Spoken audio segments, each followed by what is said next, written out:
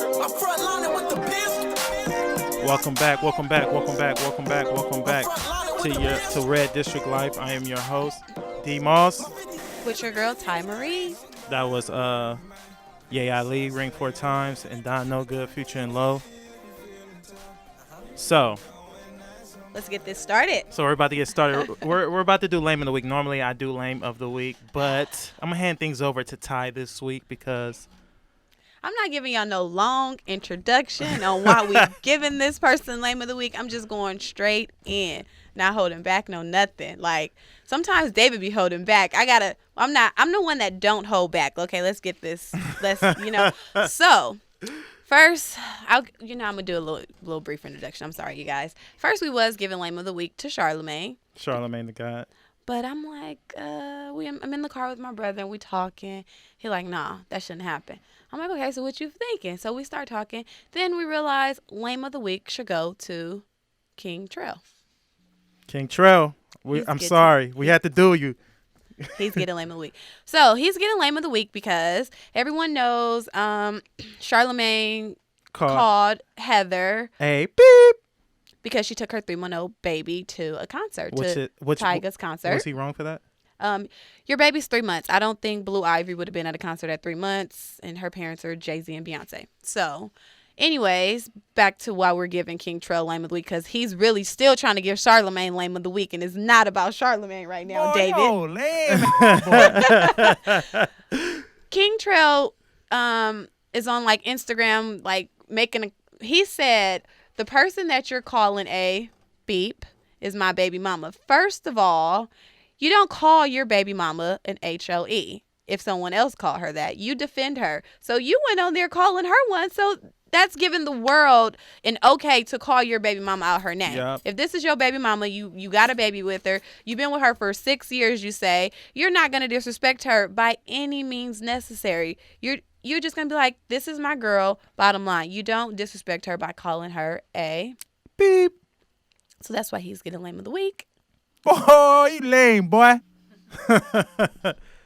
Yeah, so that was KingTrell was Lame of the Week. I wanted to give it to Charlamagne, but he apologized for calling Heather a lame headed old boy.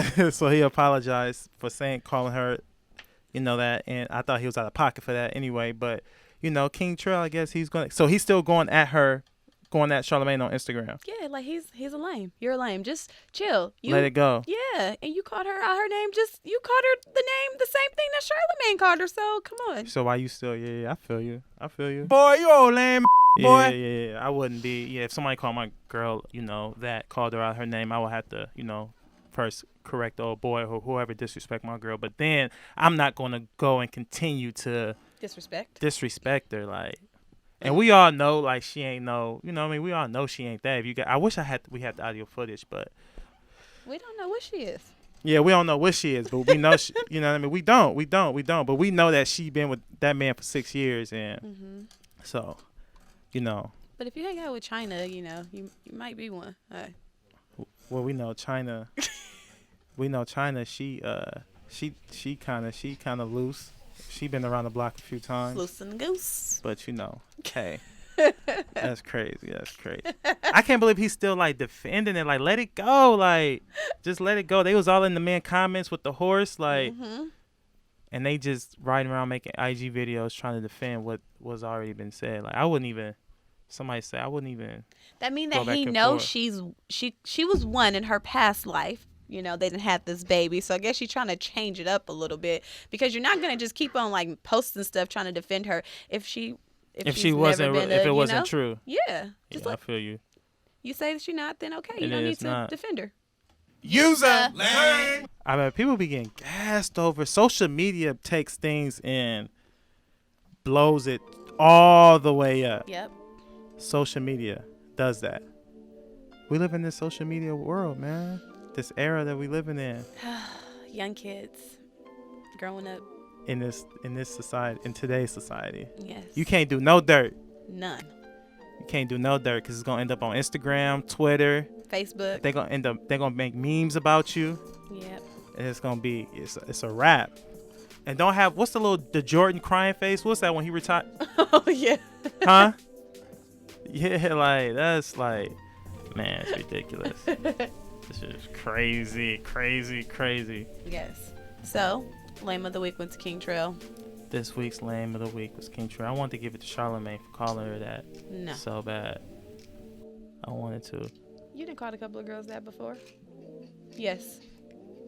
Let's Not. be real. Let's be real right Yeah, now. of course. Yeah, Okay. I have. Yeah, I have. So, But I'm trying to get better. I'm working on that, especially our black women. yeah. I'm trying to get better on that. I respect you for that, but you did it. Charlamagne did it, so hey. It's out there now. Once it's Yeah. out there, it's out there. Yep.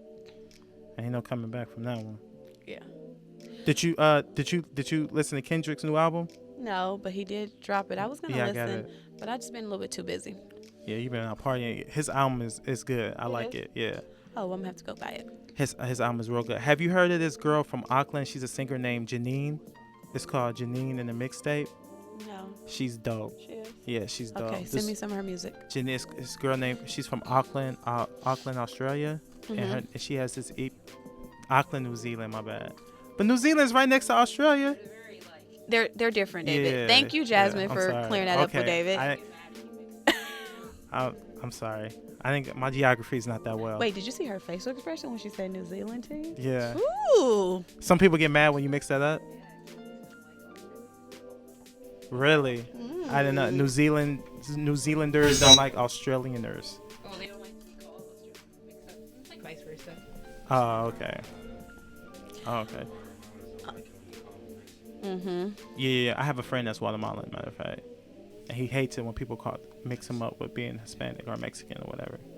But yeah, so yeah, she's from Auckland and her EP is called XX EP. And it's dope, like super dope. It is. It's like 7 songs on there. And it's real, real good. Ooh, so it's more songs than Meek. God, hey. You said it's more songs than me? Meek Mills, he had 4. She got 7. Look. That mixtape really, like, people Anyways. wasn't really even talking about that mixtape really like that. Yeah, the Meek mixtape. What, War Pain? One song. Was that the one when he was on 50 and all that? Yeah, War Pain Yeah. featuring O'Malley. No, not that one. That's weak. That's weak. O'Malley versus weak. Yeah, I like War Pain. O'Malley verse 2. You like that? Yeah, I liked it. It was cool. Oh, okay. Have y'all seen Streets with Meek Mill in it? The movie Streets? I watched it on Netflix last night. No, I'm gonna watch it. I got Netflix. It was cool. You never seen it? It's cool. It's cool. This is when Meek first, when he was signing Grand Hustle. Oh, wait a minute. I don't have Netflix. I didn't pay my my bill, so let me just borrow your information then. Yeah, you need to go. Yeah, okay, I got you. Dang, okay. I can't borrow your information. No, you can't. You can't. Whoa. Okay, yeah, you can borrow it. Check him out. He's Nah, I telling got me you. no. No, I did not say no. And what was I gonna say? Okay, so I know we came onto the show just like really, really like pumped up, like, and really just ready. But I did want to like touch up on the violence that's happening in like the hip hop industry right now. Oh, yeah. Yes. Rest in peace to Bankroll Fresh. That was a really, really sad situation. Yeah. My prayers go out to the whole Streets executive family and his family also. And that's crazy. It's just, I don't get it. Like, When you trying to do something, and I think it's hate. he was young, 28, Super young. over 50 shell cases. 50 found. shell Over cases. 50 found outside the studio. So, we always talk about how all of this hate crime is going on with like the cops killing like young black people, but we never really like touch up on like black on black crime. And everybody want to always like rally and say like cops should get fired and everything, but we need to stop the violence just as well. Yeah, we do. A young black man that's doing something, I don't understand why that. And Bankroll was really, really, really buzzing and bubbling in the city, and for that to happen like that in his own town, like that's At his own record company that he signed to, like you coming out the studio and you're signed, That's sad. I hate to see stuff like that, but it just goes to show you we got a long, long way to go. Yes. In our community, just as black men, we got a long way to go. I was actually at Costco yesterday, and I was standing in line, and these 4 young men was standing next to me, And for some reason, I don't know why I was the way I was, but I was like standing like, man, why these dudes standing there? But then as I'm standing there, I'm like, yo, why I got that attitude? Mm-hmm. Like, why do I have that attitude towards him? So I looked up, I was like, what's good, bro? How y'all doing? And they was like, oh, we doing good. I was like, that's good. How y'all? I spoke to him, but I just had this, I don't know what it was, but I was like, man, why these dudes? They was loud, but they was just enjoying themselves. So we gotta whatever that was, I want that up out of me. Because I don't want to have to see another black man and feel as though I have some hate towards him and I don't even know him. Mm-hmm. So for them to do that to him, and he was just trying to feed his family. He was just doing something that he loved to do. And for him to do that to him, like, that's sad and that's foul. Like, it just shows that we have a long way to go. We have a special guest in the building, Pastor Phillip White. The headphones too big for you? It's working. How you doing? I'm doing great, man. I'm honored to be here. I'm glad you came through. Be on the Red District program. we were Thank supposed to you. Ben have you on, but I know it was a Man, you got Jay-Z, Drake, you got I- Yeezy, you got all that. We You won't. got to get down to the W. That's what we want. That's what we're gonna ask you to bless the show and bless that they come up on here. So for those who don't know, you want to go ahead and just introduce yourself and speak about how you got into pastoring and what brought you to the Lord. For the sake of the conversation, we'll just call me Phillip White. Phillip White. I happen to serve in the office of a pastor, but what my name is, I'm Phillip. Okay. And most of all, what I am is a Christian. Okay. I think sometimes we oftentimes get caught up with who you are and what you do, but it's more important with who you are Right. than what you do. Okay. And so, yes, I've given my life to Christ, which I hope everybody is in the process of doing. I've been walking with God pretty much all of my life. I really dedicated myself about 25, almost 30 years ago.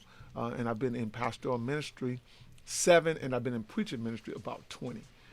So again, I've given a good portion of my life over to the service of God and loving on his people. So that's what we all are doing to some degree. Yeah. Yes, you have. Listen to them years. I'm like, Yeah. whew. So was it ever a time where you were like, not like, I want to say, how can I put it? Like, not backsliding, but just kind of like, as a Christian, I know we are, because just me being a young man in today's society, I go with my battles and I'm dealing with things as a young man, especially like I would say like my thing with women. Yes, sir. I have, me being, I do have a girlfriend, Yes, sir. but I deal with like this, like, Human. yeah, I'm human, Yeah. you know what I mean? And I have feelings and, dealing with these young girls, I'm like, just being faithful. That's some of the issues. If I can hop in there, it's an ongoing process. It's not something that you ever attain. It's something that you can constantly and consistently growing in. I think that's a mistake that many Christians make, is that we project to those that are outside that we have it perfect. We're dotting all the I's and we're crossing all the T's, but we're anything but that. We're an ongoing process in which we're becoming more like God as we grow, day by day, situation by situation, circumstance by circumstance. And so you call a kernel of corn, even though it's not bearing any fruit yet.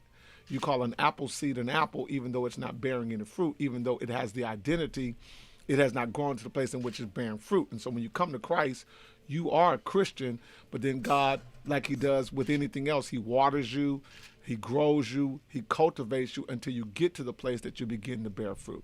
So when you first come to Christ, no, you ain't got everything worked out. He hasn't asked you to have everything worked out. He just asked you to come. And then once you get there, by his Spirit and through his word and in a healthy environment, he causes you to grow and then start bearing that fruit that he wants you to bear. Like sexual integrity, like, all that kind of good stuff. Yeah, because I know before I got baptized, I was in the car with one of my friends and I was discussing with him. I was like, yeah, man, I think I really, I'm ready to take that step. But I was ready. I'm ready to do this. I'm going to give up a lot of things. And I did for a minute. I gave up, sex for like 4 months. I wasn't having sex. And I was just really just focused on becoming a better person. And then I just backslided. You know what I mean? Like, it's just, I was like, oh my God, so I think that's one of the biggest one of the biggest things I deal with, I think, is with women. And then and I was reading somewhere where it says even if you think of a woman in a lustful manner, that's a sin. But then I question, like, not question God, but then sometimes I'm kind of saying to myself, like, why would he put all these beautiful women? What you struggle with is not with women. What you struggle with is your flesh, which we all do. So you get rid of women, it'll turn into men. Get rid of men, it'll turn into food. Get rid of food, it'll turn into money. Get rid of money, it'll turn into pride. Get rid of pride, it'll turn into lust. And so what we are is, while we're still in the flesh, God is always perfecting us. He's always growing us. And so it's not this finished goal line. It's not this, I've hit this. It's not this, I went 4 months and I didn't sleep and then I fell. It's an ongoing, everyday walk with him that causes you to grow. So it's not, I got to give all this up.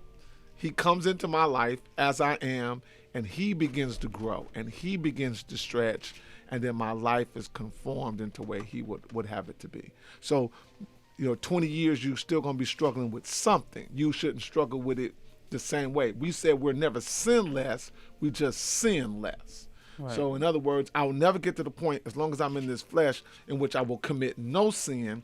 But as I grow, the sins that I commit should become few. They should be less arduous. I shouldn't be struggling with the same thing to the same degree. Right. As I'm growing in God. Mm-hmm. Right. Is that? No, it makes a lot of sense. That sounds all right. No, it makes a lot of sense. However, you have to continue. I know this ain't my show, pray. but this No.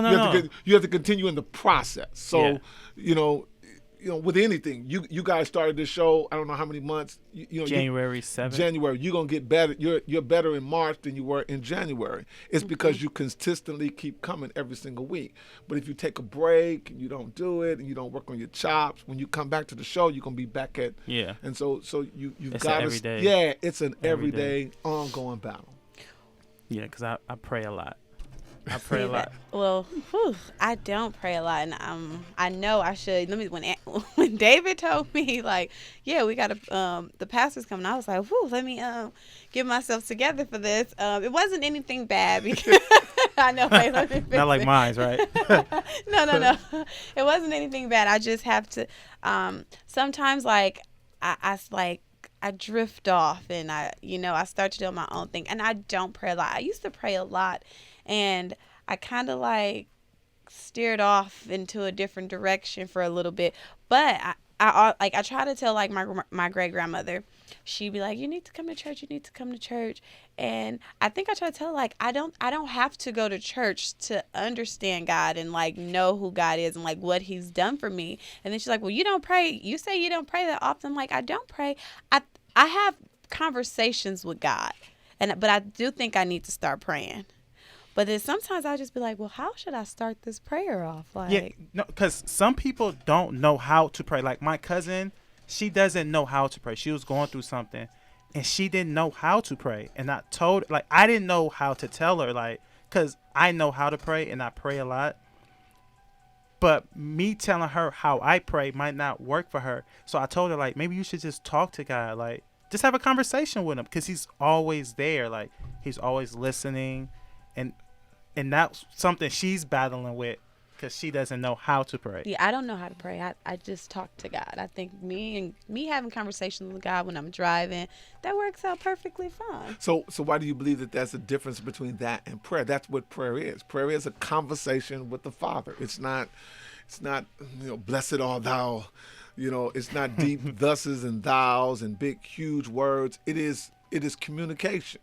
And so again, you can have your eyes closed. You can be on your knees. You can be in the car. You can be in the grocery store. You can be in the studio. Wherever it is that you're having communion and conversation with the Father, that's deemed as prayer. It's communication of not only you to him, but it's also him to you. So, many people are praying. They don't know that they're praying. They're not calling it prayer because of, again, what they've been taught that prayer is on my knees with my head bowed. But really, as long as we're communing with God, and we equally as important, we're allowing him to commune with us, that is prayer. Okay, go ahead. I'm sorry. No, go ahead. To kind of piggyback off what she was saying, as far as like going to church every Sunday. Ooh, I haven't been in a I was minute. trying to let that one go, but okay, come on. Okay. Not that you didn't go to church, but just your aspect of, again, I don't have to go to church, and you don't. Going to church does not make you a Christian, no more than being baptized make you a Christian. But if you are a child of God, you will present yourself among others. You will go to the place in which you receive strength and growth from.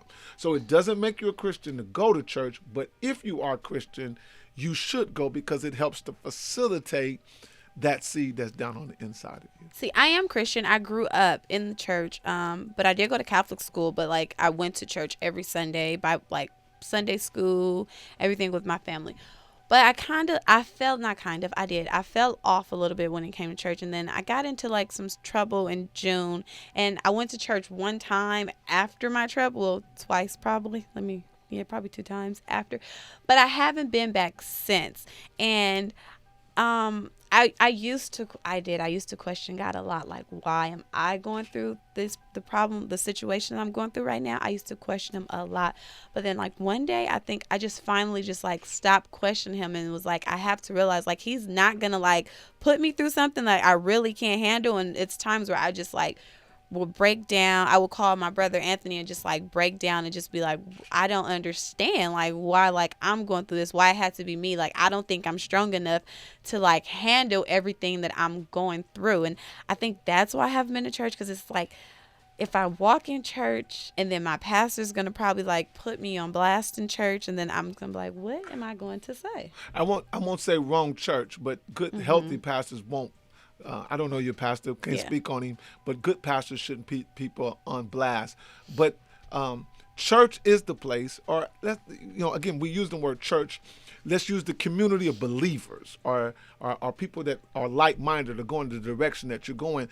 That is the healthy place that when things are going on, to go and to get the answers from God's word, to be strengthened during worship, to have the connection of fellowship of those that are struggling just like you, and sometimes in the same things you're also struggling with. So that, where do workout people work out at?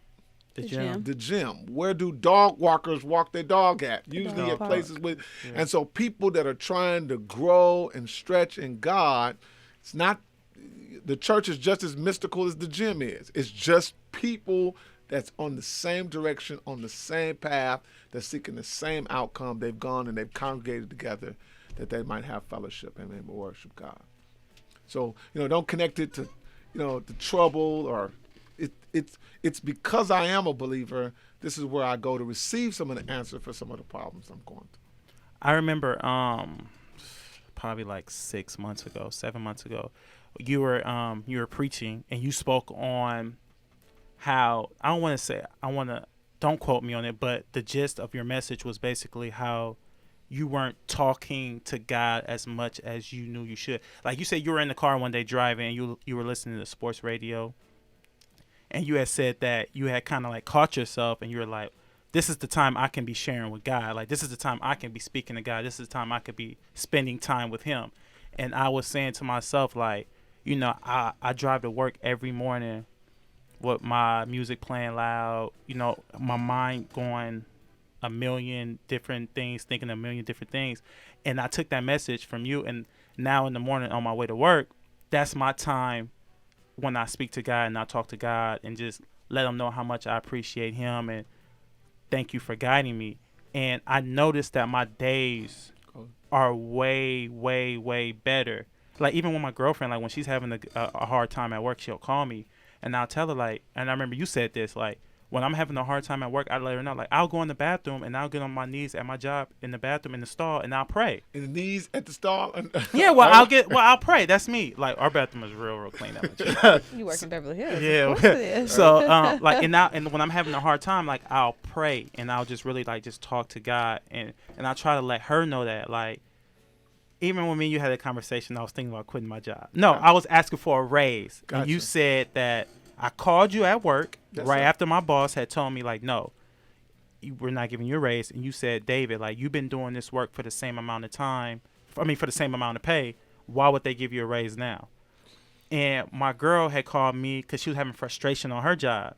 And she was like, I don't want to be here no more. And I'm like, God placed you there for a reason. Like, he put you there because he wanted to work you there. Like, don't trip. Just go in the bathroom or do what you got to do. Pray. Talk to God. And she went on her lunch break probably like 2 hours later. She called me back and said they gave her like $7 raise. Awesome. And I told her, I was like, see, God placed you there for a reason. Don't be so quick to give up because we all going to have our bad days and all have our good days. So I don't spend, this might sound, I don't know if I can still keep my pastor license. I don't spend a lot of time on my knees, like the picture that everybody has, folded. Most of the time, my prayer time and my devotion with God is doing my regular process. So what I've done is I've dedicated I call it the 105. So when I get on the freeway and I'm on my way to the 105, as I'm driving up the ramp, that is the time I start talking to the Father. I spend more time praying to God on the 105 than I do at my house, on my knees, in the prayer chamber, in the war room. I don't, it's just me and, everybody to each his own. But that has become my war room. And so that is the time I've dedicated for what I call devotion. So devotion is the time I've devoted or set aside that I might talk to him, and equally important that he might talk to me. And I think prayer is not me just talking to God, but I really need God to say something. I need him to say something to me. I got issues. I got a wife. I got 2 kids. One of them's in college. The other one is going to graduate. They dealing with the same stuff that, college and, them Instagram models. Okay. We all dealing with Instagram models. All of us is praying over our Instagram feed. But, I have issues of life. And so I need to spend time talking to the person who has the answer for everything that I'm going through. So why not spend time talking to him that he might be able to talk to me and give me the answers? I got people on my job that I need them to help me figure out once I get there. Haters, all that kind of, just my own self issues that I've got to deal with. So who has the blueprint and the model and the map for my life other than God? So I got to spend some time talking to him that I might receive what he has for me. Okay. You ain't got it? You thinking? Oh, I'm thinking. This is like.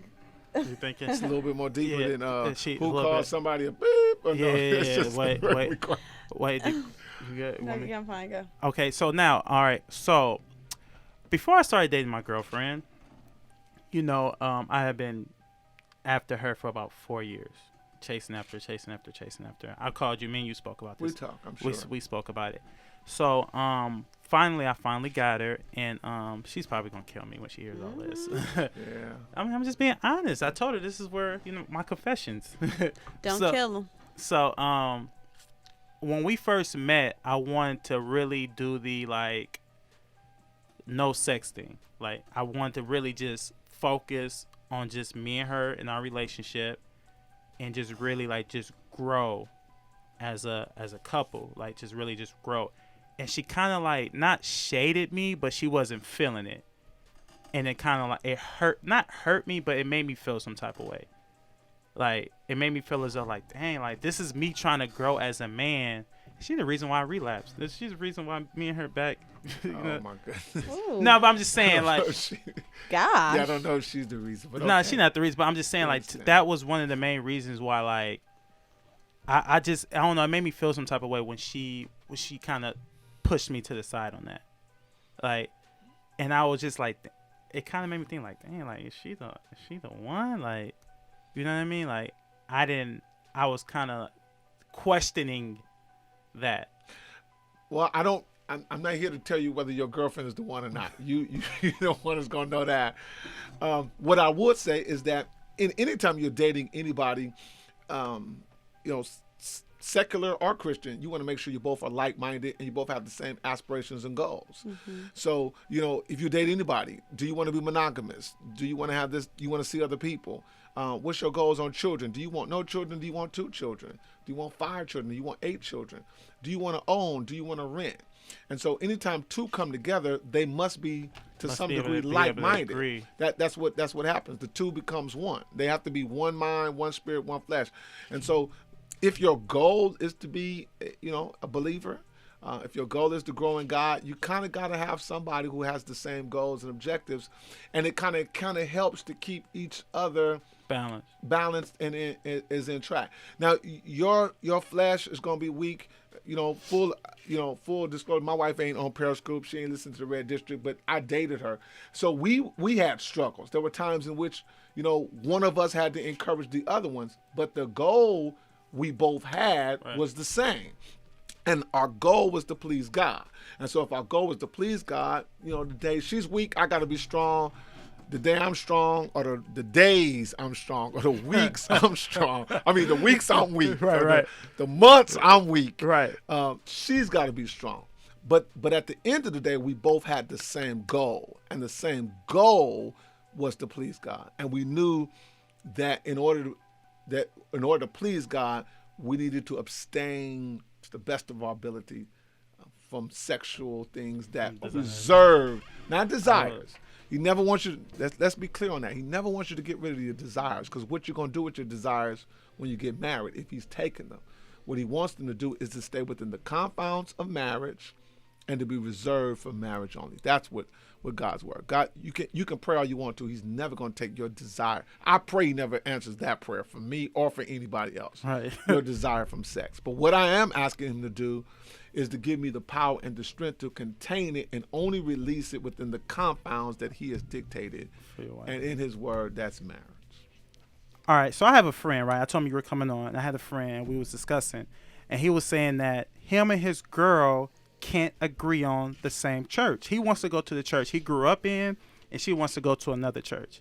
But the thing about it is she's never been to church out here. She just recently moved out here for about a year ago. So she's been church hopping, different churches. But he's like, babe, just come on to my church. I've grew up in this church. I've been going to this church all my life. But she doesn't want to go. So he's having the trouble to where trying to get her to come to church with him. And she doesn't want to. And he doesn't understand that. And it's hurting him. And he feels as though it's hurting their relationship. She wants to go to church, but just not his church.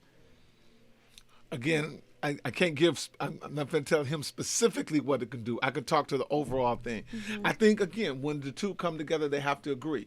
Mm-hmm. They're not married yet, so he doesn't have the husband pull that he can pull.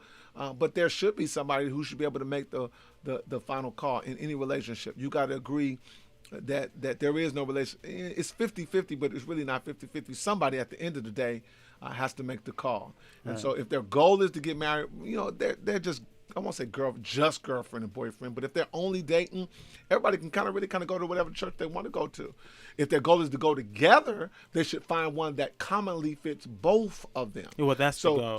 So I'm sorry. Well, that's the goal. That's what he told me. So that's what I'm saying. So that's the thing that he will have to learn when he becomes her husband, is that let's say when they get married, she doesn't want to go to that church. Let's find the one that works for both of us. Let's find the house that works for both of us. Let's find the state or the job that's going to work for both of us. Because it's not about my church or your church. Now it becomes about our church and us doing it together. I told you that when you was talking about him. I said they should just find a church that they both can go to and they both understand, because she don't want to go to his church, but she want to go to church. Remember I told you that too. He didn't take my advice. Yeah, the pastor giving us some advice. It can't be, me Tarzan, you Jane. Mm-hmm. It doesn't work that way. The Bible says that man ought to love his wife as Christ loved the church and sacrificed himself. So there are some things I do for my wife, not because I want to do them, but because she is my wife. And so I might not like it. I might not care for it. I don't do Burlington. I don't do Target. But I'll sit in the car for an hour while she's in there because it's something that she wants loves to do. And so the more, when I first married her, when I first got with her, it was follow me, I'm the man. But now I'm learning that as I'm leading her, there are some things I'm going to lead her to do just because she wants to do them. Thank you. Now you perking up. You weren't talking to me earlier when we were talking about church. Now I'm saying women's lib. No. Come on, sis. I'm just joking with you. Nah, cause no, I just think because some men don't understand. Like they think when sometimes men, when they're dating like a headstrong woman, they feel like, oh, you probably been in past relationships where you just ran the relationship, and they don't understand sometimes both of you guys could be headstrong, but you guys both have to work together in order to make a relationship work. It takes time. So sometimes she's going to have to like, give a little to make you happy and do the stuff you have to do. And then sometimes you're going to have to like give a little for her too. And some guys don't understand that. So you coming in here, I do have like male friends that's listening now that that's having problems with like understanding and think like their girlfriend is just trying to run the relationship. And they feel like since they're the man, they were taught that the man should run the relationship and the woman should just listen. The Bible talks about submission. And when it talks about submission, it talks about submitting one to another. It's not, I'm the man, I'm the chest thumper. It's not this woman, I'm the single woman, I'm paying my bills, you can't tell me nothing. But if we're in relationship, we are submitting one to another. I'm listening to you, you listen to me. There's an analogy I give of submission is when I take this $10 bill. If I put the $10 bill over my hand, it doesn't become a 20. If I put the $10 under my hand, it doesn't become a 2. It holds value whether it's on top or whether it's underneath. And if I'm submitting to my husband, or my boyfriend, it doesn't make me less valuable. I still hold my value. And if I'm in charge, I don't get more value. I still hold my value. So you need to work to build your value, and then you can take your value and submit your value to somebody else, and it adds value to the overall relationship. I remember me and you spoke about that one time in our weekly men meeting. Yeah. And I've taken that and I've implemented it in my relationship. And it's been it helps a lot. It does. Me just kind of be like, okay, what is it that you want to do, or what is it I can do to make the situation better? And it helps out tremendously. That's what leadership is. In my relationship. Well, I don't have a relationship. That's why I really can't like speak up on it and ask questions. You can start working on it. It starts off, again, I hear young ladies, I got young ladies at my church all the time. You're preparing yourself in how you submit to your brother, to your dad, to your pastor, to your friends. It doesn't start off, if it doesn't start now, it won't perfect then. Yeah. So, hey, can your brother tell you something? Can your dad tell you something? Can anybody tell you something and then you submit underneath that authority and be blessed by it? This is my brother. Do I listen to you? She pick and choose. She pick and choose? All right. She can, though. She can. She can. People who have a problem with authority, whether you ask them something big or small, it's going to be the same issue. So you want to work that muscle that one day when a husband says, "No, sweetheart, no, I don't think we're going to do that," you're able to. And it starts off by picking a man who's walking in integrity where you can trust him. A lot of guys just want to be because I'm the guy, but the scripture says to trust him follow him as he's following Christ. So you've got to know he's submitted under something. The reason why my wife can submit to me is because she knows I'm submitted to something else. And that's good. So you can't pick a donkey and try to make him a horse. He's going to act like a donkey. Okay. Word. You guys listening? Viewers, are you listening? Nah, I hope they are. Thank you, Phillip. I appreciate you for coming in. I really, really do. Yes, thank you. I needed this. I did. For a while, I think you was nervous when being there. You thought it was going to be when the last time you been to church, girl? No. I was a little nervous at first. I'm not even going to lie. I was a little nervous, but I did. Like Dave should tell you I'm not that guy. Nah, he's cool. Hey, I'm not that guy. That's why I was asking. Yeah, I'm not going to ask that question. I'm not. He told me that, and I was just like, "Oh, David." I'm not that guy. Nah, I've called him and I've talked and I've talked to him about a lot of stuff. Not that guy. I talking to you now, and you being here, I don't get that. No. So when you have it back next time, now you don't have to get nervous. We can hop into it real quick. And we can do it. So before we leave, yes. I would love for you to pray over the show, and just pray for the show and just push us in the right direction. I would. I thought about that, and here what I want to encourage you guys, because I want to be careful when I do that, is that what I want God to do is I want him to reveal what his divine purpose is. And I pray that his purpose and that your goal for this show is that you will encourage, that you will strengthen people, and that people, as a result of listening to this show, will be better than they were before they listened to it. And so I can pray that he will reveal good purpose, get rid of all the bad purpose, Right. and that the purpose will be through whatever, hip hop, whatever it is. I think there's some good hip hop out there. I gotta find it. I don't know where it is. Oh, yeah. But I'm sure there's some good hip hop Yeah, out yeah. there. It was when I was listening to it. Right. There was some good ones out there. That you will help somebody, that you want to strengthen somebody, encourage somebody. So I ain't got no problem with doing that. Father, I pray for David, and I pray for Ty, and I pray for this whole show. These great and awesome young people who have yielded and given their gifts over to seed that they want to become substance. And so, Father, I pray that you will give them purpose, that you will give them the destiny of what that you would have for them to do with Red District. I pray, God, that it will cause people to be strengthened, that it will cause people to be enlightened, to be educated, that they will walk better. Lord, I pray ultimately that you will get glory out of this show. I thank you for this opportunity that somebody is drawn to you. We're going to give you praise and glory for everything you do. In Jesus' name, amen. Amen. Thanks, Phil. I appreciate you. you. Yes, I really, sir. Love really you guys. appreciate you. Anthony, you got anything you want to Yeah. say before we close out? Anything? You got You 2 minutes? wanna ask Want to him? ask a question or anything? Nah. Jazz? Cool. He'll Jazz. ask her later. He'll ask her later. Thanks, Philip, for coming in. Ty Marie, D.Moss. This is Red District. Oh, my bad. I didn't let her say her name. Go ahead, It's say your fine. name. Nope, it's fine. He already said it. Ty Marie, D.Moss. And this is Red District. We out.